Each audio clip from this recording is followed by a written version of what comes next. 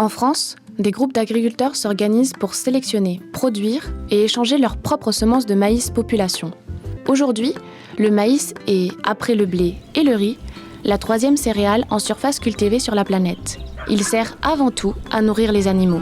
Les 3/4 des volumes de maïs produits servent à cet usage, sous forme de grains ou d'ensilage.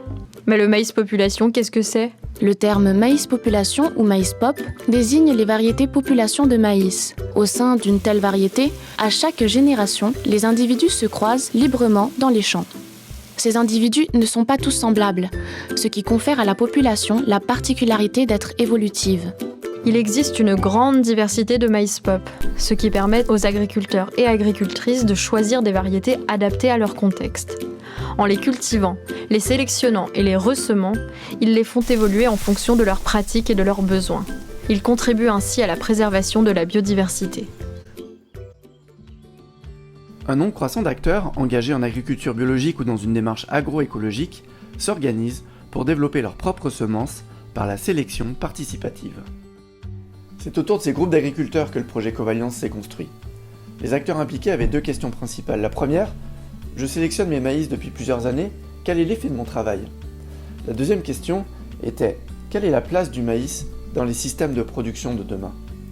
Pour y répondre, nous avons utilisé différentes méthodes, des vidéos, des entretiens, des ateliers participatifs et des expérimentations au champ.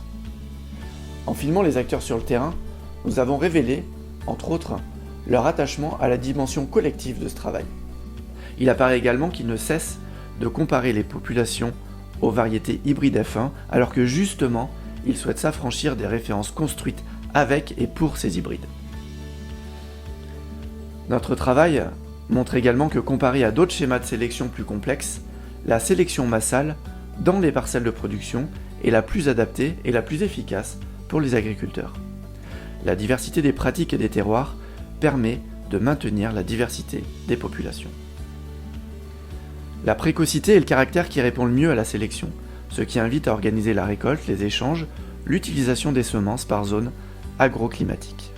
L'innovation propre à la sélection du maïs population est formalisée dans une collection de 8 fiches mémo. Ces fiches constituent autant de ressources pour alimenter la réflexion de chacune et chacun ou pour concevoir des formations. Enfin, les ateliers de prospective ont fait émerger une nouvelle vision du maïs population et des collectifs qui les portent. Ils révèlent que ces maïs ont leur place dans des systèmes agroécologiques. Ils renouvellent donc l'image d'une espèce inféodée aux systèmes intensifs. D'autre part, le collectif est apparu comme une ressource utile pour le changement et les transitions. Au final, avec plus de 40 livrables, des vidéos visionnées par un large public et des partenaires très investis, Covalliance est un projet collaboratif réussi.